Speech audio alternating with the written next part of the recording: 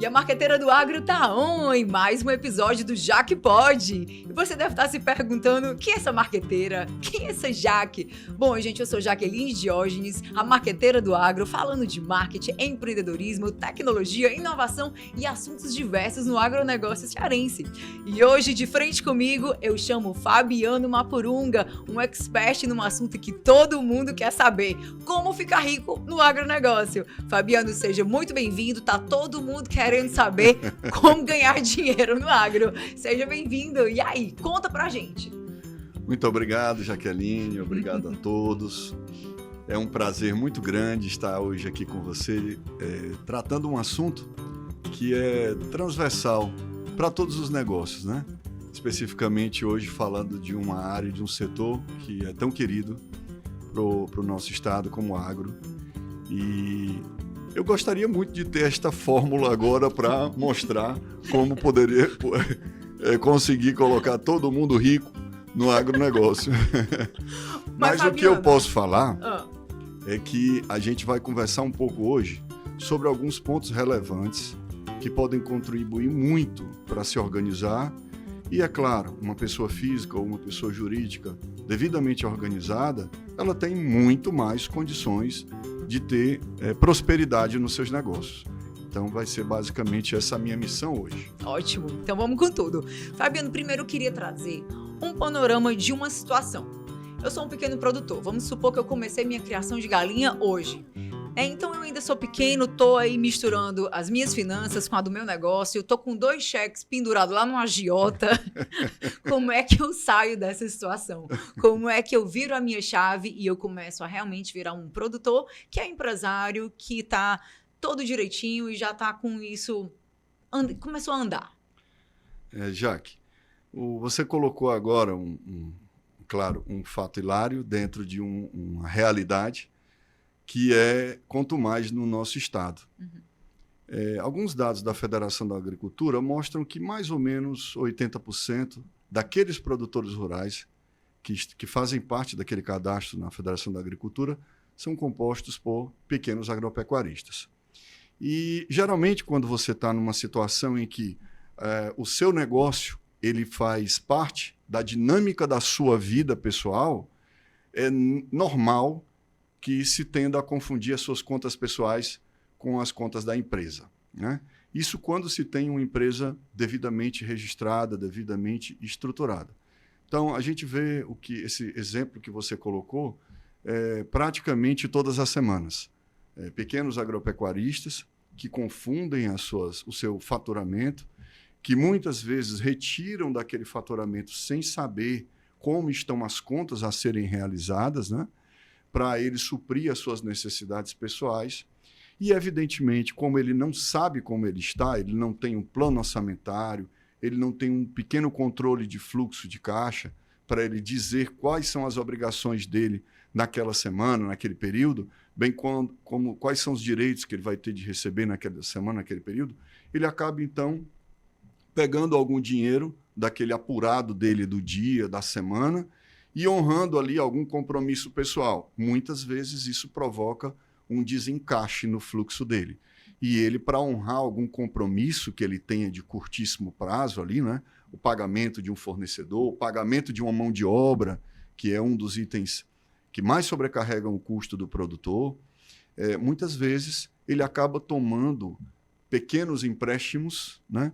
Que se tornam uma bola de neve.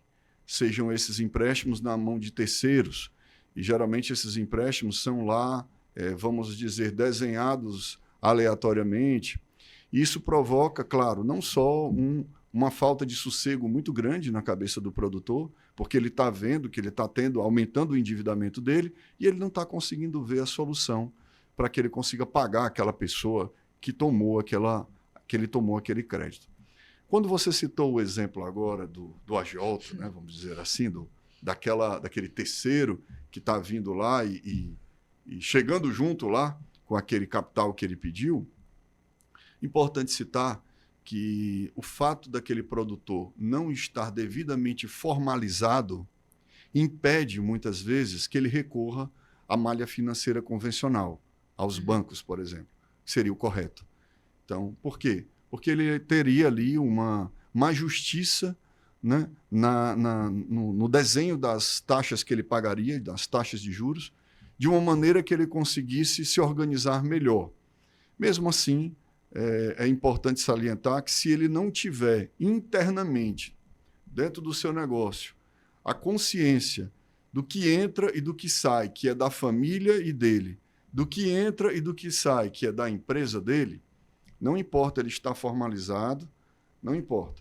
Ele vai continuar sem visão do negócio dele. Tá? Então, por isso que a gestão financeira é um tema transversal. Ela serve para todas as áreas de negócio.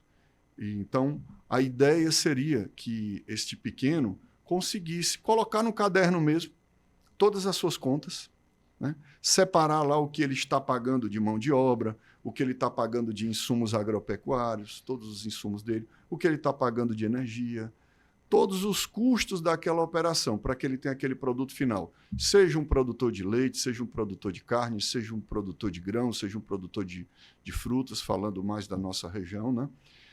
Mas que ele tenha aquele controlezinho de caixa dele. E ali no final ele consiga ver. Eu coloquei as minhas entradas, quer dizer, eu vou receber tanto se eu entregar para fulano de tal, tanto se eu vender para Beltrano, e depois que eu pagar todas essas minhas obrigações, vai me sobrar X. Com esse X, olhando para frente, eu já sei que tem uma conta a ser paga daqui a uma semana, daqui a 2 dias, daqui a 3, mas eu também sei que tenho mais a receber. Então, é como se ele estivesse construindo um fluxo de caixa para ele, onde ele saberia os saldos de cada período e conseguiria olhar para frente e ver o que é que ele vai precisar fazer para honrar com aquela obrigação que ele tem. Estou entendendo. Então, assim, acima de tudo, o empreendedor ele precisa de uma disciplina financeira, né? Que eu acho que isso é um dos grandes gargalos, porque isso aí não é só uma qualidade, vai para o comportamento. Sim. Como é que você incentivaria esse tipo de atitude? Porque a gente sabe que é complicado. Você ter disciplina para guardar, você ter disciplina para organizar as finanças. Então, como é que a gente ensinaria o empreendedor a ter mais disciplina com sua finança? Olha, o próprio sistema educacional brasileiro, ele não favorece, a sua estrutura não favorece que esse conhecimento sobre gestão financeira ele já surja na base. Uhum. Não? Então, a gente já começa com uma pequena dificuldade aí. Porém, nós prestamos atenção que, ao longo do tempo, o tema finanças, o tema economia, está cada vez mais evidente, mais em voga. Está nas rodas de conversas, está a todo momento à disposição de todos, nas TVs abertas, fechadas, na internet. Então, as pessoas já conversam muito sobre o tema. Isso faz com que abra-se mais a cabeça para que as pessoas vejam, poxa, eu tenho que entender que, se sobrar um dinheiro, o meu único caminho não é uma poupança. Eu posso estar recorrendo para outros meios de renda fixa que podem me rentabilizar mais. As pessoas já começam a conversar de uma maneira um pouco mais moderna sobre o tema finanças e economia. Facilmente você encontra hoje produtores discutindo, olha, a taxa de juros, a Selic está caindo, né? Mas por que os bancos ainda não reduzem as taxas de juros dele? Por que a Selic vivem dizendo que está caindo, mas os bancos não reduzem? Então, a gente já percebe que há uma atmosfera de melhoramento nesse sentido. As pessoas estão mais preocupadas em entender sobre finanças. Isso já é um grande passo. Evidentemente, não é o suficiente, mas é um grande passo. Para melhorar esse sentimento, o que eu sugiro? Procurem, tem muitos cursos à disposição na internet, muitos cursos, para você entender como se faz uma precificação do seu produto, para você entender como montar um fluxo de caixa, que você consiga ver os seus saldos disponíveis, para você conseguir montar, por exemplo, um pequeno balanço gerencial e uma DRE gerencial, quer dizer, apesar de ser um linguajar um pouco mais técnico, mas não são nada complicados. Então, o caminho mais suave que eu vejo para isso, para os pequenos que querem ter esse contato, é eles recorrerem, sim, a alguns cursos que já estão disponíveis na internet. Porém, se você, não, eu tenho aqui, eu precisaria de um conhecimento mais de base, você tem à disposição muitos cursos de base na internet, mas você pode recorrer a trabalhos de alguns profissionais que já estão operando aqui no mercado cearense, algumas consultorias que já têm acesso ao agronegócio, porque o agronegócio ele tem ganho uma propulsão muito grande no estado do Ceará pela representatividade que ele tem no PIB. Ele está arrastando todos os resultados possíveis, positivos aí do nosso mercado. E é claro que, como ele tem esse nível de representatividade, é comum que ele esteja mexendo com algumas estruturas. Então, muitas empresas prestadoras de serviço, como serviços financeiros, passaram a focar o agronegócio. Então, tem à disposição várias consultorias que esses pequenos podem recorrer. Você pega, por exemplo, o Sebrae. O Sebrae tem um núcleo de agronegócios lá dentro. Esse núcleo ele está preparado para justamente fazer também esse apoio de gestão financeira para os pequenos agropecuaristas. É um outro canal que eu sugiro também que eles recorram. Fabiana, então, mas vamos voltar à nossa dinâmica, né? Tô com 2 cheques lá no agiota, mas fiz um curso, deu tudo certo, aprendi sobre fluxo de caixa, estou me organizando. E agora, como é que vai ser minha virada de chave rumo ao meu primeiro milhão? Jaque, qualquer negócio, para que ele consiga ter um determinado avanço econômico e financeiro, ele vai requerer um reinvestimento. Tá? Para que ele consiga dar outros passos, seja melhorar a sua linha de produção, melhorar a sua linha de produção em todos os aspectos, tanto no aspecto de mão de obra mais qualificada, quanto no aspecto técnico, né, de máquinas e implementos, seja para ele expandir para novos mercados, quer dizer, o produtor, digamos, que esteja vendendo só na sua micro-região, mas ele quer passar a vender para a sua macro-região, ele quer vender também para Fortaleza, ele quer vender para a região metropolitana, ou ele já vende para tudo isso e quer vender para outros estados.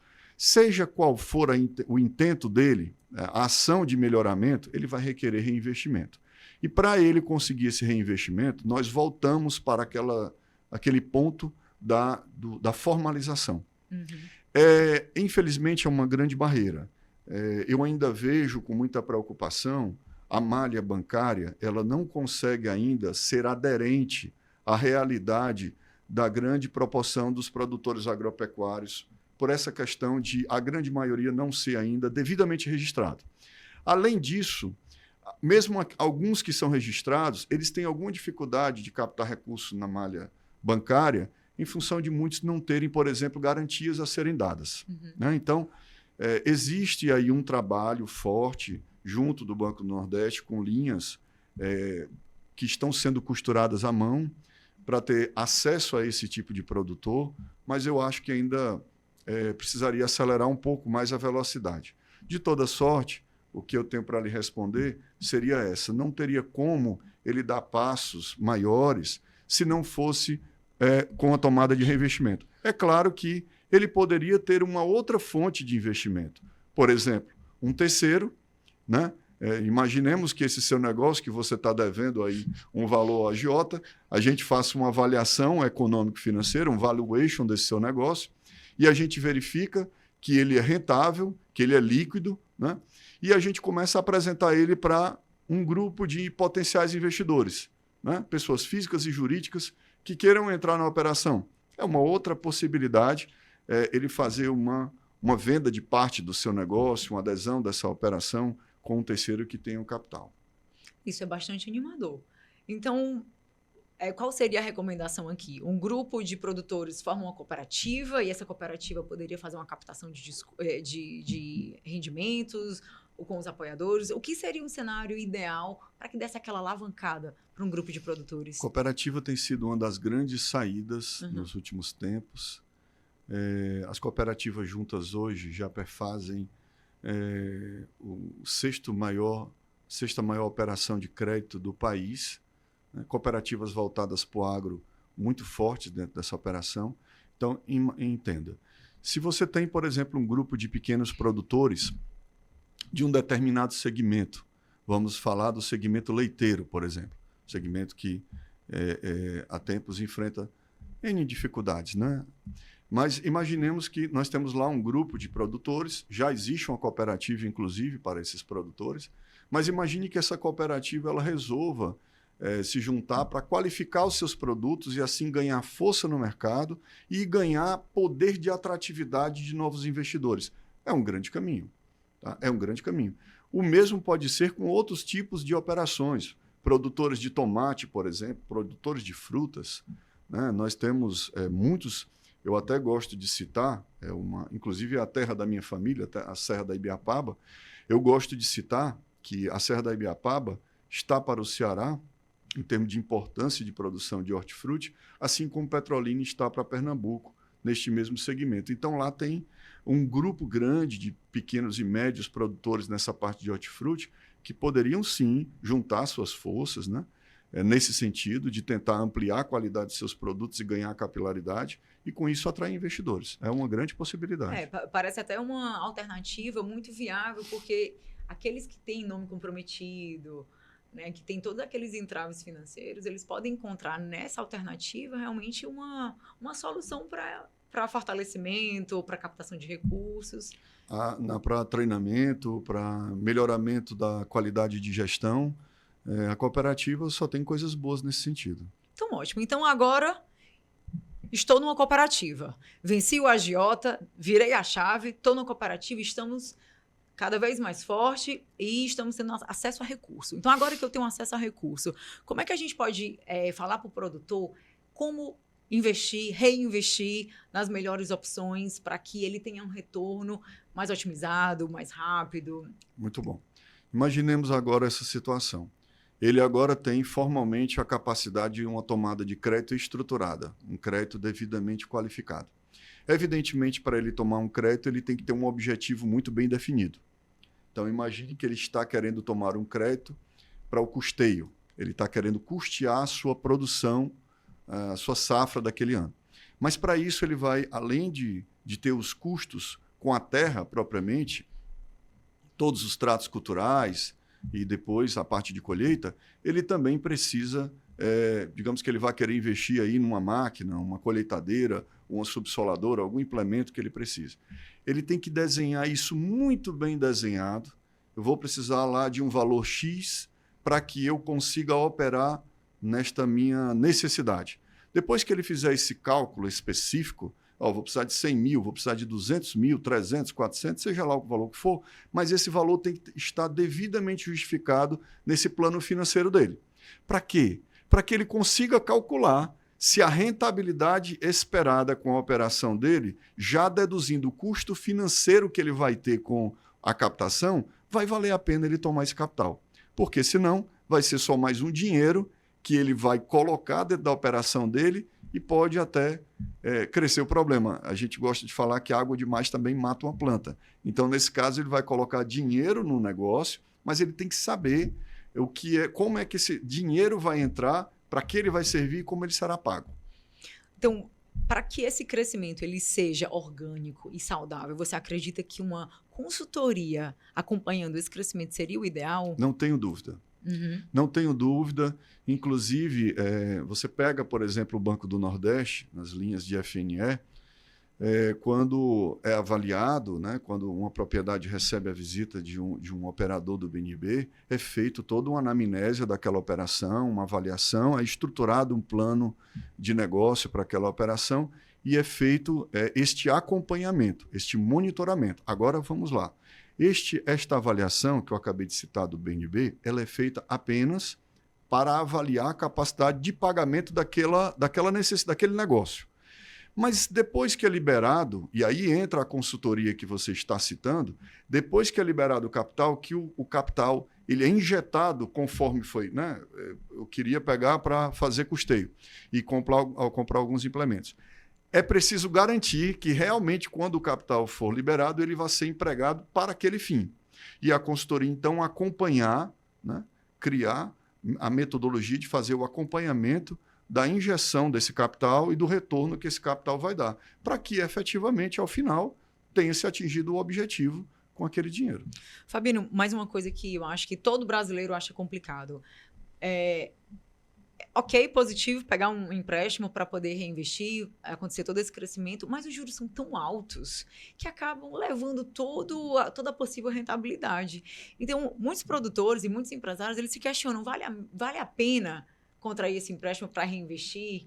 Ou seria melhor um recurso próprio? O que você recomenda? Já que eu vou lhe falar que, bem, não tem uma resposta ampla para essa sua pergunta, e eu vou sempre dizer, é preciso analisar. Uhum. Porque, veja bem, se você tem um dinheiro, vamos fazer um comparativo aqui, uma analogia simples. Você tem um dinheiro, você é a proprietária do negócio e está com o dinheiro aplicado.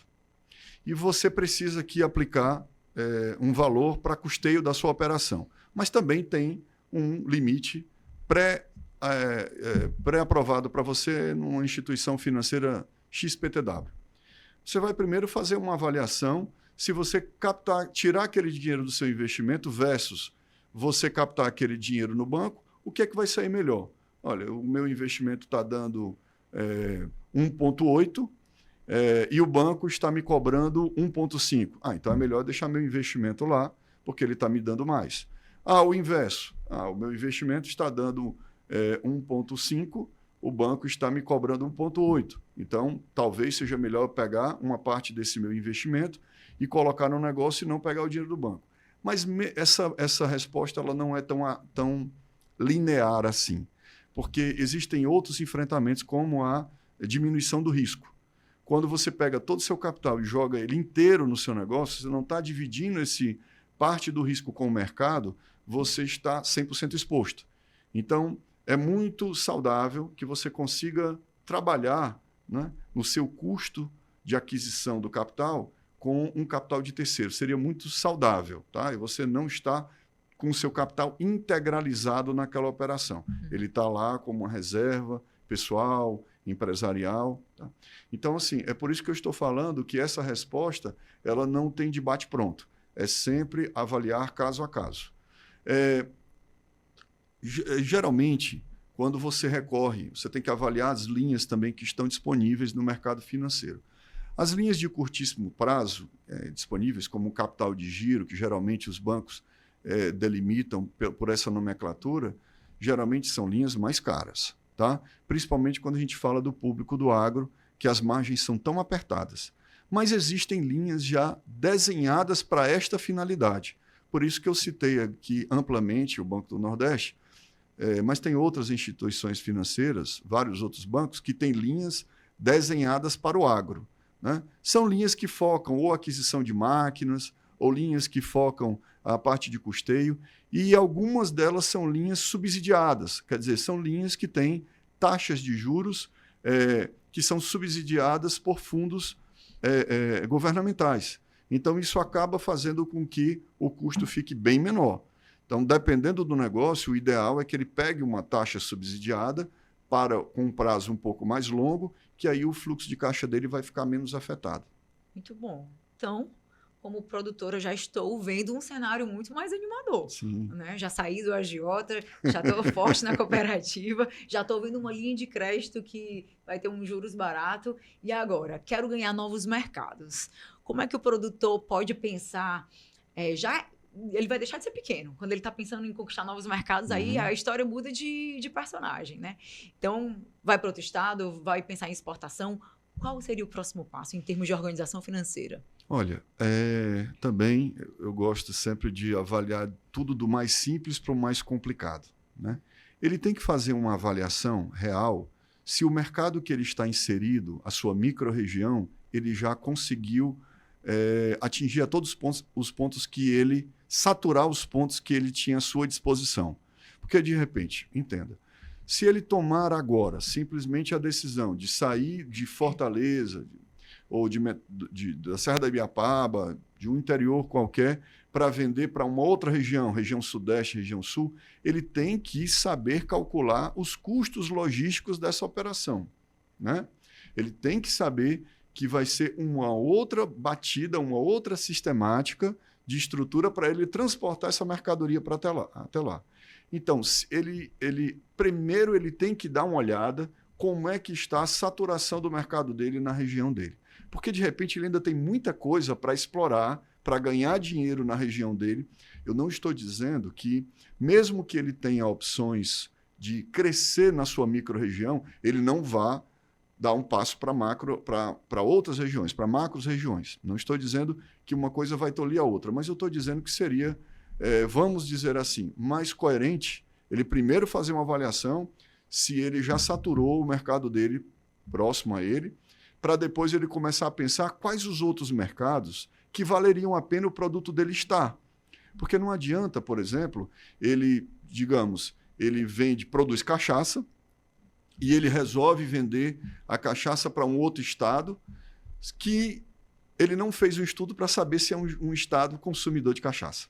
Então ele vai gastar muita energia, evidentemente, muito dinheiro, tentando penetrar um produto que a região não absorve. Então ele tem que fazer essas provocações pessoais primeiro, para depois ele começar a calcular. Então eu preciso ainda explorar melhor a minha micro-região. Quanto isso vai me custar para me continuar fazendo isso? Ou já que eu estou, por exemplo, estou faturando hoje 100 mil, interessante isso que eu vou falar agora, muito interessante.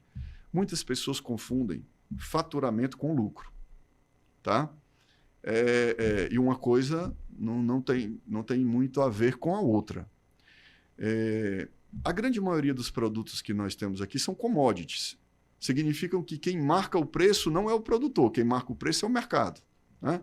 Então, o que é que o produtor pode fazer para melhorar sua margem? Conseguir otimizar seus custos. Então, o que está em seu poder para fazer isso, para conseguir melhorar sua margem de lucro, é otimizar seus custos. Muito bem. Então, se você tiver, por exemplo, Fabiano, eu quero sair de um faturamento de 1 milhão para um faturamento de 2,5 milhões dentro de um ano.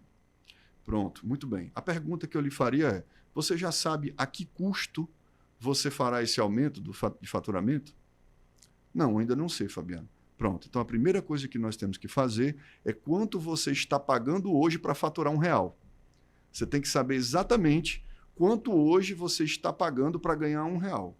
E depois nós temos que calcular para saber o nosso esforço financeiro, porque, é claro, para a gente sair de 1 milhão para 2,5 milhões, a gente vai ter que investir, como eu bem falei anteriormente. E aí a gente vai ter que calcular todos os custos do investimento para saber se realmente vai valer a pena a gente dar esse salto, se a gente não vai cair muito, vai pagar mais para ganhar o mesmo real. E aí a gente teria que falar uma coisinha sobre o ponto de equilíbrio financeiro. Todas as empresas, todos os negócios têm que estar com essa cartilha em cima da mesa, não é nem guardada na gaveta, se possível até colocada num quadro. Qual o meu ponto de equilíbrio financeiro? Para quê? Para que, com base nisso, eu consiga dar meus próximos passos, saber quais os esforços que eu tenho que fazer para manter o meu negócio girando e para que eu avance e conquiste mais lucro.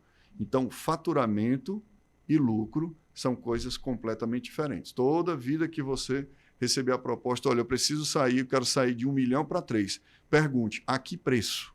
A que preço eu vou sair de 1 milhão para 3? Quanto hoje eu estou gastando para ganhar o meu real? E quanto é que eu gastarei para ir para 3 milhões? Achei interessante isso aí e acredito que o pessoal deve estar se perguntando como é que eu calculo meu ponto de equilíbrio? Muito bom. Aqui, bem, a grande maioria não gosta muito de falar de uma maneira matemática, né? Mas eu vou dar uma sugestão aqui. Existem algumas maneiras de se calcular o ponto de equilíbrio. Mas, basicamente, ele pegaria o custo fixo, dividiria pela margem de contribuição dele, que seria o lucro líquido menos o custo variável. Isso vai gerar um fator. Esse fator eu vou multiplicar pelo meu faturamento. E aí daí eu vou saber qual é o faturamento mínimo que eu tenho que ter. Não é nem para ganhar dinheiro, é só para manter a operação funcionando. Eu posso, inclusive, pegar este cálculo e transformá-lo em unidades produtivas.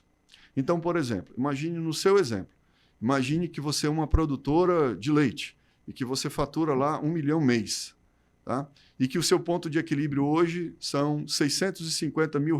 Quer dizer, um ponto de equilíbrio interessante, né? Interessante para alto. Nós poderíamos muito bem pegar esses 650 mil, saber quanto é que está o valor do litro de leite hoje e transformar isso em unidades de leite. Você saberia quantas unidades de leite mínimas você tem que faturar no mês para pagar a sua operação. Esse aí é mais complexo, né? Sim. Então, acho que eu contrataria uma consultoria nesse caso. Aí o bicho já pegou para mim.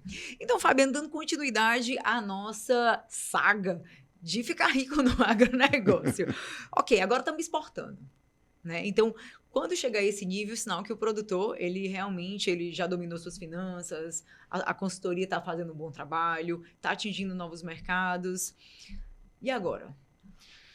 Olha, existem, claro, quanto mais longe você quer ir, mais desafios e mais preparado você tem que estar, né? É claro que a exportação ela tem um nível de exigência diferenciado. Existem algumas certificações, exigem alguns pré-requisitos. Mas também pré-requisitos esses que são somados a custos mais elevados. Uhum. Então, antes de você tomar a decisão de exportar, não vai ser muito diferente da leitura que eu acabei de fazer sobre você sair do seu micropolo e ir para um outro macropolo. Então, eu estou no Brasil, estou aqui no Ceará, produzindo queijo, por exemplo. Nós temos excelentes queijos aqui. Então, eu tenho um selo de qualidade do meu queijo está devidamente estruturado com todas as normas sanitárias para que eu consiga exportá-lo. Pronto. Para onde eu irei exportar? Quero exportá-lo para Portugal, por exemplo, quero exportá-lo para a Itália. Ele tem que entender quais são todos os custos para a operação daquele país. Então, quando ele souber todos esses custos, mesma coisa, volta, faz a análise de investimento daquela operação, porque cada operação dessa, eu achei muito interessante a didática das suas perguntas, porque nós fomos construindo um nível de complexidade da operação, não é? Então, imagine, cada fase dessa é como se fosse uma análise de investimento nova que nós faríamos. Uhum. A exportação, da mesma maneira. Eu vou avaliar todos os custos que temos para esse processo, sejam os custos alfandegários, que envolvem a parte logística e todos mais, tarifações, tudo que tiver, para avaliar se vale a pena. Evidentemente, essa análise que eu estou me referindo, ela é puramente matemática, mas antes dela, ela tem que vir seguida de uma avaliação de mercado. Se aquele mercado ele está apto para abraçar o meu produto, se o meu produto ele está condizente com as normas regionais. Então, cada ponto desse tem que ser avaliado quais os custos que podem incidir sobre a operação. Interessante. Então, é possível, sim, ganhar dinheiro com o agronegócio. Claro. Assim como em qualquer outro ramo. Mas o que a gente percebe é que é preciso uma disciplina, é necessário um planejamento, é necessário analisar diferentes créditos, investir, reinvestir, tomadas de decisão o tempo todo. Então, como produtora que começou com 2 cheques pendurados e agora estou exportando, eu acho que eu venci na vida. Eu acho que eu posso considerar que eu venci na vida. Eu vou dizer mais, você agora está apta para dar outro passo. Qual é? Investir o capital, vamos dizer, o capital de sobra do seu fluxo de caixa. Porque tão problemático, até numa escala menor, quanto não ter o capital para honrar suas obrigações no curto prazo, é você ter o capital em sobra e deixar ele parado. Uhum. Tá? Como você agora prosperou, né, e a pergunta foi respondida até por toda a representatividade que o agro é no país, mais de 27% do PIB do país é levado pelo agronegócio. Então, sim, pode-se ficar muito bem de vida com o agronegócio, mas agora você prosperou tanto que está avaliando exportar, mas você tem sobra de caixa. Se você tem sobra de caixa, nós agora temos um outro nível de entendimento. Nós temos que estudar quais as oportunidades no mercado para que nós coloquemos esse nosso capital e ele passe a trabalhar para a gente também. Né? Ele não fique só lá parado numa conta corrente ou numa poupança, que é paralisia de dinheiro, ela não vai te ajudar, e ficar na conta corrente nem se fala, mas nós temos agora que avaliar o que é que eu vou fazer. Eu vou para uma renda fixa, considerando que esse capital eu tenho que entender o que é que eu vou fazer com ele. Eu vou usá-lo no curto prazo, no médio, no longo, eu vou realizar esse capital como um retorno do investimento que eu fiz. Bem, se fiz isso, eu vou dedicá-lo à minha pessoa física, mesmo que eu faça isso, eu vou ter que dar um destino para ele. Então, eu vou ter que entender o meu perfil de investidor, né? Eu tenho que fazer o API, a minha avaliação do perfil de investidor, para saber qual é a minha aptidão para o risco e entender o que é que eu posso fazer com aquela sobra. Se eu vou colocar numa renda fixa, se eu vou para uma variável, se eu vou fazer um mix dessa fixa com a variável, se eu vou para a fixa e eu vou utilizar indexadores pré-fixados, como eu vou fazer, ou pós-fixados, ou híbridos. Então, é um outro nível agora de pensamento. Nós antes estávamos com aqueles cheques na mão dos agiotas, pagamos esses agiotas, eles estão agora atrás da gente para a gente emprestar dinheiro para eles, e a gente está preferindo aplicar o dinheiro. Eles que lutem agora, né? Fabiana, agora eu tenho uma pergunta, né? Então, agora estamos com o dinheiro em caixa e estamos estudando a melhor forma. Vamos supor que eu seja uma investidora conservadora. Estou em dúvida se vou para um investimento mais conservador, mas que garanta aquela renda, ou se aposto em algo mais arrojado, ou até mesmo um novo produto que é tendência no mercado europeu e se mostra favorável no Brasil. Temos 3 cenários. O que você diria? Qual o seu conselho? Olha, você colocou bem quando disse que era uma investidora mais conservadora. Considerando essa sua fala, quando você realiza o lucro, quando você terminou o exercício, imagine que você terminou o ano de 2023, apurou seu resultado e lá deu um lucro de R$300 mil na sua operação, certo? Você então agora está de frente para um valor que você vai ter que tomar uma decisão. Eu vou pegar este valor todo para mim, que sou acionista, né? Sou a proprietária, ou eu vou investir uma parte dele, reinvestir na empresa, e a outra parte, sim, eu vou tomar para mim e vou seguir meu rumo. Bem, como volto a falar, tudo tem que ser avaliado, tudo depende do momento. Não há aqui um algoritmo, uma receita de bolo para fechar a Gestalt. Nós temos que avaliar caso a caso.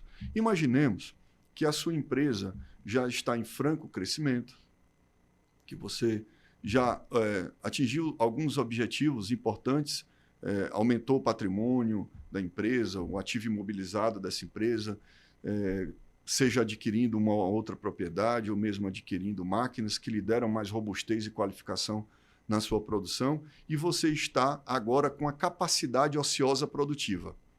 Sendo assim, se você está com a capacidade ociosa produtiva, teoricamente você não precisaria pensar em reinvestir na parte produtiva, né? Porque você ainda tem muito a fazer com aquilo de sobra, né? Logo, esse capital ele pode ser revestido parte para o giro, evidentemente, se ele já não estiver desenhado anteriormente, mas como você agora está muito bem sucedida, a consultoria fez um ótimo trabalho, ela desenhou o capital de giro e você acrescentou mais capital de giro. E esse capital de giro, lógico, ele já tem que ter um plano de investimento para ele, como nós falamos. Basicamente, a gente sempre vai pensar em rendimentos com alta liquidez, para que, na medida que a gente vá precisando, a gente tenha capacidade de resgatá-lo. Em finanças, em investimentos, eu gosto de desenhar um triângulo para a gente entender que você não vai conseguir encontrar em investimentos no mercado nada que lhe dê alta liquidez, baixo risco e alto retorno. Você não vai conseguir alinhar esses 3 pontos. Ou você vai conseguir alguma coisa que lhe dê uma rentabilidade boa, mas que não lhe dê liquidez, quer dizer, trave seu capital, e que tenha um risco alto, né? Ou você vai conseguir encontrar alguma coisa que tenha uma rentabilidade mais baixa, mas que lhe dê liquidez imediata, como D+1 ou até D+0, e que ele tenha um risco moderado para baixo. Então, esses 3 pontos você não conseguirá alinhá-los. Porém, com base neles e com base no que você me falou, que é uma pessoa que é conservadora, então que você vai desenhar esse seu plano de investimentos. Você pegaria uma parte, teoricamente aqui no nosso exemplo, para enxertar no capital de giro da empresa, conservando o plano inicial, que serem produtos que tenham alta liquidez, com a rentabilidade não tão elevada assim, até porque o core business da empresa não é obter resultados financeiros com o trâmite de ações, ganhos em papéis. O core business da empresa é ganhar dinheiro com a atividade do agronegócio. Então, a gente pode abrir mão aqui de altíssimas rentabilidades para que a gente tenha alta liquidez. E a parte que vai para a sua pessoa física, teríamos que avaliar. eu tenho um plano de comprar um imóvel daqui a algum tempo, ou mudar de imóvel, ou de comprar uma casa de veraneio. Então, tudo isso teria que ser colocado na ponta do lápis para que a gente conseguisse fazer a separação desse capital.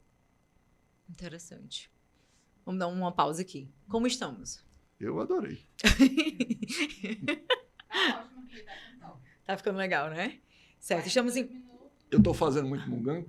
Não, tá É ótimo. porque eu faço muita pisca e tal. Não, tá ótimo. Estamos com quantos minutos? 42. Minha 40. Nossa Senhora! Olha aí, rapaz. Eu tô te falando, eu tô te Rapidinho. dizendo. 1h30, isso não é nada. Ei, dá pra maratonar com o Fabiano.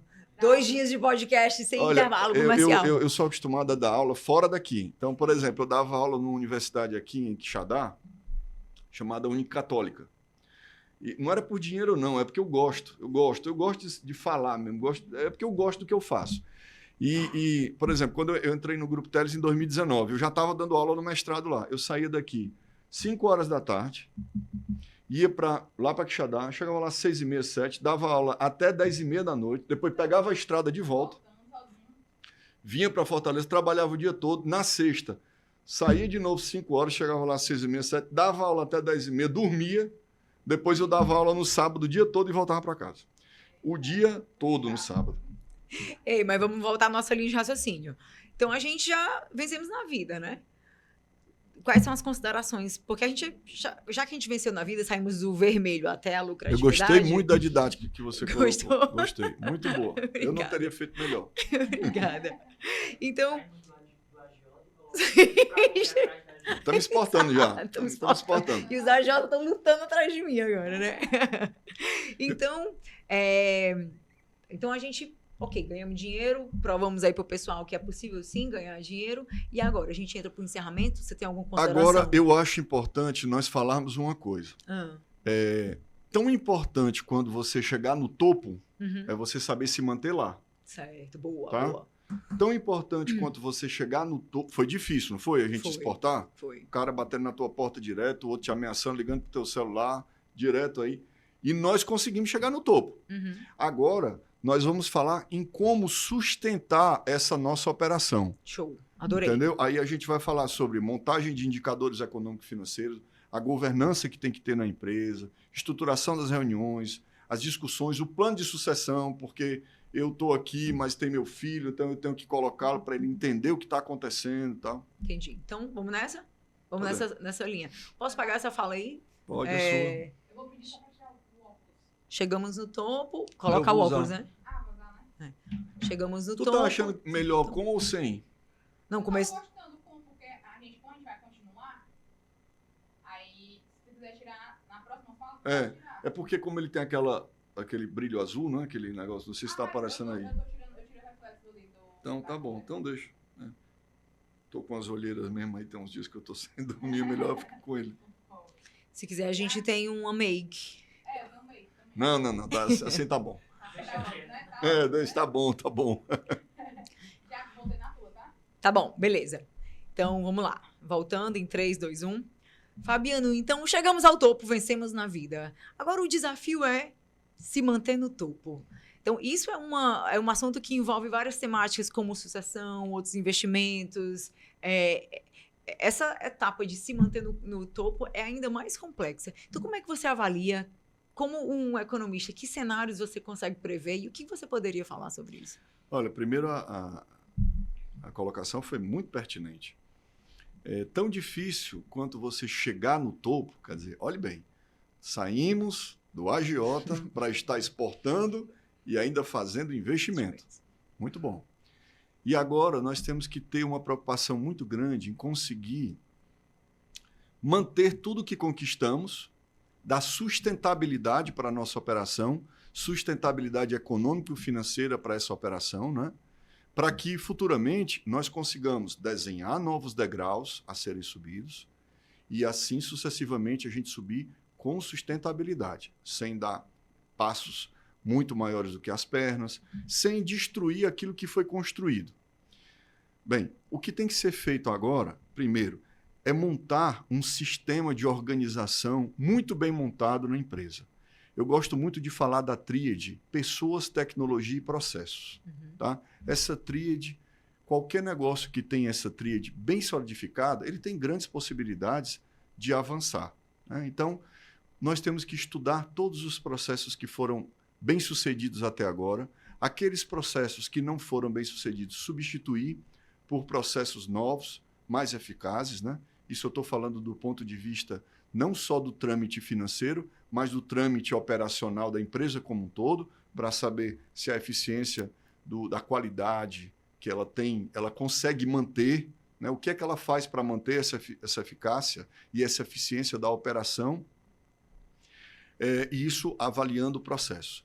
Avaliar se as pessoas que estão dentro desses processos hoje são as pessoas corretas para cada posição, se elas estão tendo os devidos treinamentos para essa melhora contínua, né, para conseguir sustentar aquela senioridade que a empresa conseguiu agora chegar, e avaliar se essas pessoas estão satisfeitas, se elas estão felizes com o que estão fazendo, né, procurar ouvi-las, procurar entendê-las, se ela tem sugestões de melhoramento pessoal, e também para os processos, porque, enfim, são elas que estão à frente da operação, né, dos negócios. E também o terceiro ponto dessa tríade, avaliar a tecnologia. Se hoje os sistemas de gestão que roda, os sistemas de produção que roda, o sistema de controle de qualidade que roda na empresa, eles são compatíveis com o nível que a empresa chegou, né? Se eles precisam ser feito algum upload deles, se eles precisam fazer algum melhoramento, o que precisa ser feito, né? Se a manutenção que está sendo dada para os dados, né? A ornamentação, a organização, a guarda desses dados, elas estão bem sólidas, né? Então, a gente acabou falando sobre os 3 pontos que guardam, né? Que vão guardar o patrimônio que nós acabamos de montar, de estruturar. Mas não é só isso. É natural que as empresas tenham uma pessoa de frente. Então, aqui, por exemplo, no estado do Ceará, como falei, os dados que a gente tem superficiais mesmo, mas mais de 80% são, na Federação da Agricultura, estão cadastrados pequenos agropecuaristas.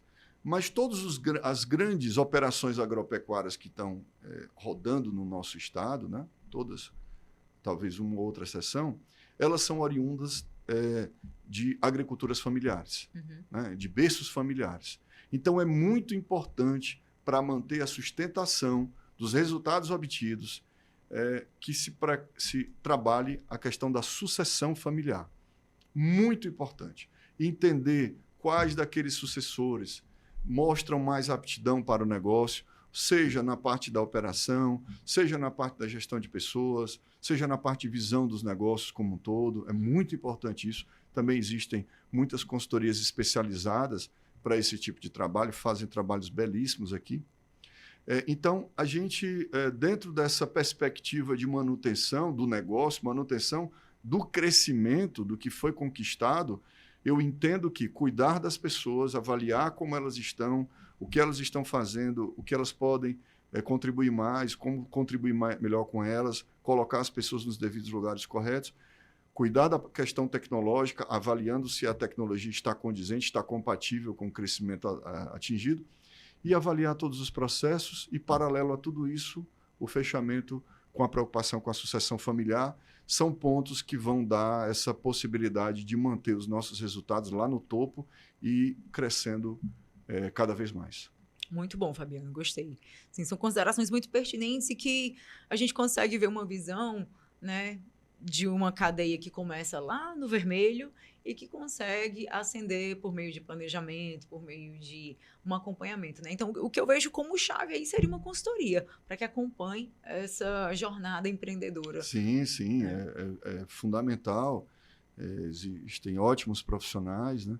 O agronegócio, como bem falei, chamou a atenção de muitos profissionais, está chamando cada vez mais, né?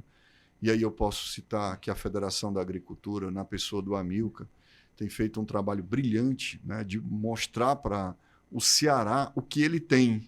Exato. A força que ele mesmo tem, que ele conquistou e que ele pode conquistar. Então, até sugiro a todos os produtores rurais e suas famílias que puderem ir até a Federação da Agricultura, poder perceber todo aquele ambiente que foi montado, de informações, de troca de dados, né? Lá tem um painel agora do agronegócio, que é um local brilhante, desenvolvido aí pelo Amilcar, observando o andamento da FIEC, que também tem um painel da indústria. Então, eu acho que é por aí, sabe? Que a gente tem um ferramental hoje muito melhor do que se tinha no passado, né?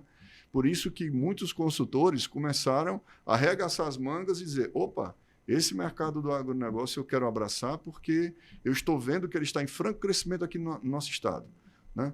E posso falar fortemente que a Federação da Agricultura tem sido a grande precursora de tudo isso aí. Bacana, o Amilcar realmente tem feito a diferença, né? Tem dado Sim. uma nova cara.